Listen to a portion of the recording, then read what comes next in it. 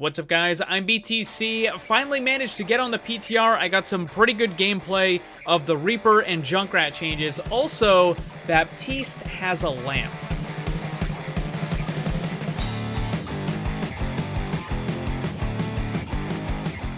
Starting with some silly stuff, in the early development phases of Baptiste, they didn't have the immortality drone yet. They simply referred to it as the lamp. So they would say, throw out the lamp, or destroy the lamp, or whatever, and they actually used a lamp as the object. You can see it here in the footage. This was released by Jeff Kaplan, and it actually was a lamp, and it even said lamp, and the icon was for the Venom mine. So this is just kind of a funny thing that they use placeholders during the development phase, and it's just interesting to see this sort of stuff. Moving on to the PTR stuff, unfortunately the PTR is still having a lot of problems. I still can't log in with my main computer. I have a backup that I pulled out of the closet and I hooked it up and I installed Overwatch and got everything updated, and somehow it managed to log into the PTR. But if you're having issues, don't worry, a lot of people are. Hopefully it gets fixed soon.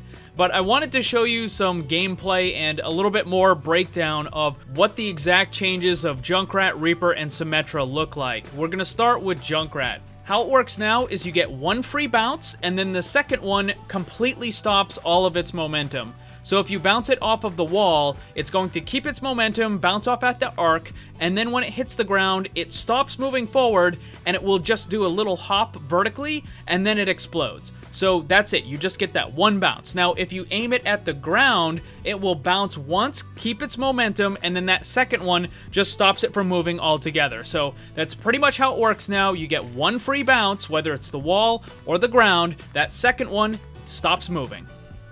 Moving on to Reaper, his new Shadow Step is way better than it was before, but after I did a little bit of testing, unfortunately, it's not quite as good as I was hoping, but there's still some time. The ability is going to be on the PTR. Maybe they'll change it, improve it a little bit more. So here's how it works. It activates a lot faster. You're now invisible at that new location, but that isn't as good as you might think. I'll talk about that in a second. It only takes a half a second for you to regain control of your character. You can also use the ability while you're falling, so you can jump off of some high ground, activate it. You'll begin to kind of slow fall, and then you teleport to the location.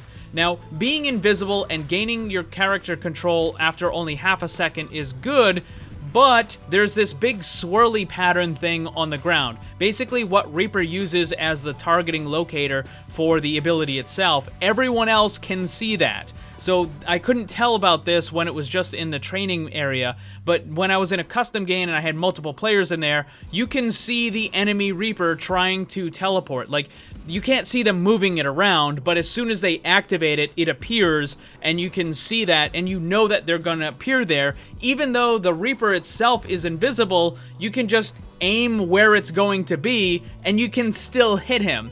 So it's not quite as bad as the old Shadow Step, where you were basically as bright as the sun when you were trying to teleport in, but they can definitely still tell you're there, and it's also still incredibly loud. So it's not like you can just use this to teleport right next to someone and they're not gonna know. They're gonna hear it and they're gonna see it. So you could try to do this like a little bit behind them, and I mean, it's gonna be better. It's not as easy to see as before, but I mean, it's not as good as it kind of needs to be, unfortunately. Don't get me wrong, I think Blizzard is absolutely moving in the right direction, and I'm glad that they're fixing this, but I think it still retains too much of its old flaws. So when you activate it, if you're not falling, then you're still locked in place, and wherever you're going to teleport to is very obvious for the enemy players. Again, it's not as bad as it was before. I think they should kind of tone it down a little bit more.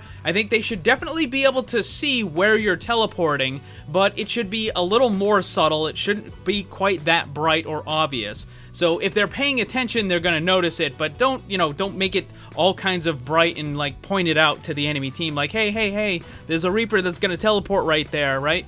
So, and the other thing is, because you can activate the ability while you're falling, I don't see why you still get locked in place when you're just using it on normal ground. I think you should be able to activate it while you're moving around, and as you're moving, you just start to slowly fade out and you teleport out. Another thing that you've been seeing with some of this footage is that when you teleport, it will automatically destroy railings.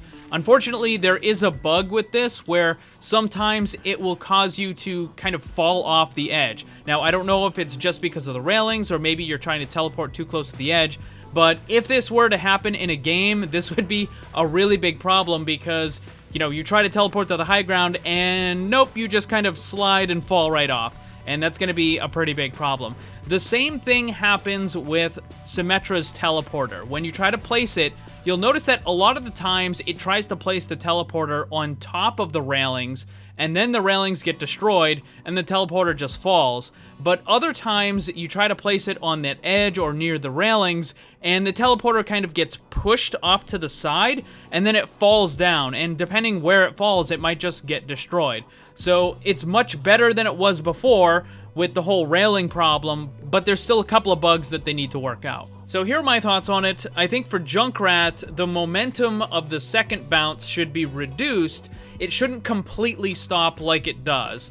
And for Reaper, I think they need to allow you to move around while you're trying to cast it, and they should kind of tone down and make the teleportation landing zone a little bit more subtle. Make it so the enemy can still see it, but don't have it be quite as obvious and quite as bright as it currently is. And for Symmetra, as long as they just fix the railing stuff, it should be fine. But so that's all the gameplay. Finally got on it. I don't know when the PTR is going to be fixed so that everybody can go and play on it, but hopefully it's sometime today. So now having seen more thorough testing, what do you guys think about these changes? Let me know down below. Thanks for watching, and if you'd like to see more, subscribe and hit that bell so you don't miss anything. Also, come hang out in my Discord server and my Twitch live stream. Special thanks to my Patreon supporters. If you'd like to see what kind of cool VIP rewards you can get, check the links down below. And remember, always blame the controller because it's never your fault.